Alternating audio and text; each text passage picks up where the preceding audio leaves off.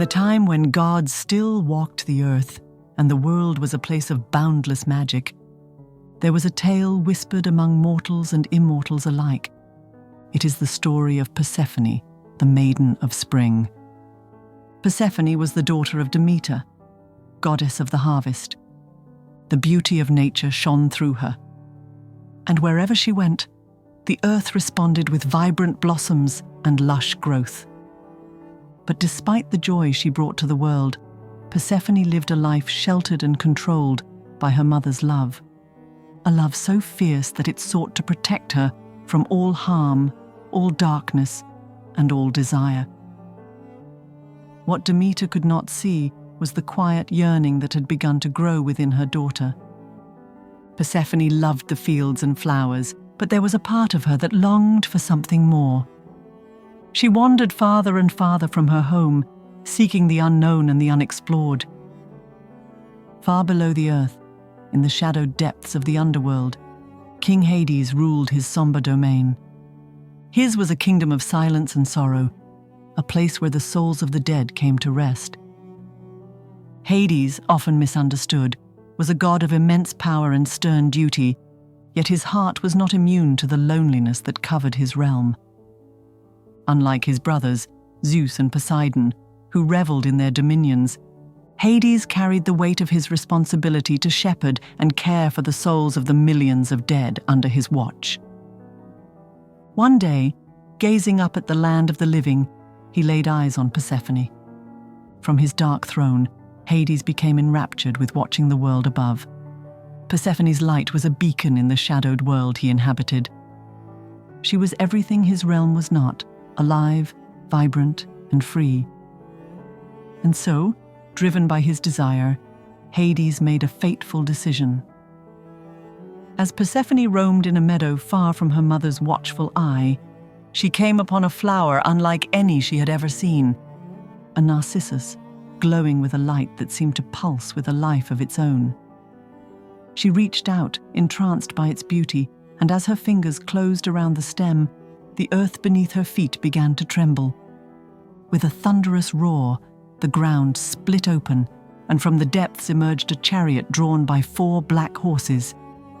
At the reins was Hades, his dark form towering over the bright landscape. Before Persephone could cry out, Hades grabbed her, and the chariot plunged back into the earth, the great chasm ceiling shut behind them. In that instant, the world changed. The flowers that had bloomed so brightly withered and died, and the fields that had been lush and green turned barren. Demeter, upon realizing the loss of her daughter, felt a grief so profound it shook the heavens. She scoured the earth, calling out for her daughter, but there was no answer, only the echo of her cries in the empty fields. Meanwhile, deep in the underworld, Persephone found herself for the first time in a realm of darkness, a place where the sun's light could not reach.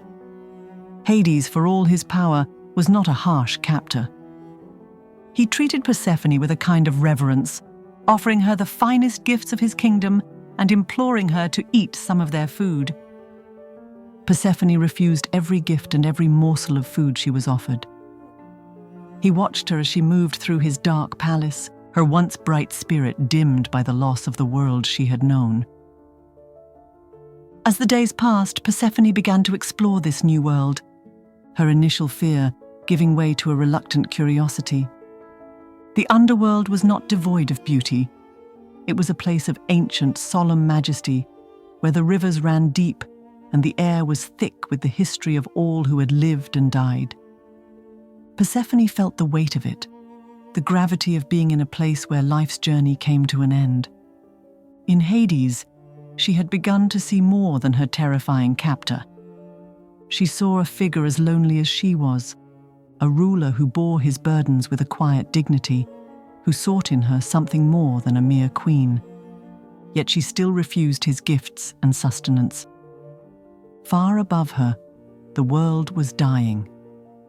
Demeter, consumed by grief and rage, abandoned her duties as the goddess of the harvest. Without her touch, the earth withered and famine spread across the land. The cries of mortals reached the heavens, and Zeus, seeing the devastation, knew he had to act. He summoned Hermes, the swift messenger, and sent him to the underworld with a mission. Persephone must be returned to the earth, for without her, the world would perish. Meanwhile, Persephone's will was beginning to falter. As she spent more time with Hades, she realized that he had seen the potential for a power that matched his own, and he respected her for it. Slowly, a bond had formed. A bond forged not in love, but in the recognition of shared solitude and a mutual respect that neither had found before. Hades, having given up trying to persuade her with lavish gifts and huge banquets to ease her hunger, offered her a handful of pomegranate seeds. Hermes rushed to the underworld, over the river Styx, and past the guard dog Cerberus. When he reached the palace of King Hades, he issued Zeus's command. Persephone must be released, but it was too late. Whilst Hermes had been in flight to reach her, Persephone had eaten 6 pomegranate seeds. This act of eating the food of the dead bound her to the underworld, making it impossible for her to return to the world above. Persephone broke down as she realized her mistake. However, Hades, who had taken her against her will, now found himself moved by love. A compromise was struck. Persephone would spend part of the year in the underworld, reigning as its queen, and part of the year on earth, where her presence would bring forth the spring. When she returned to the world of the living, the earth would bloom, the fields would flourish, and life would return. But each autumn, as the leaves began to fall, she would once again descend to the underworld, and winter would fall upon the earth. And so it was. Persephone's return to the earth was greeted with joy and relief, as the world, once barren, burst into life. Demeter, though overjoyed to see her daughter, knew that this joy would always be tinged with sorrow, for each year Persephone would leave again, descending into the darkness to fulfill her role as queen of the underworld.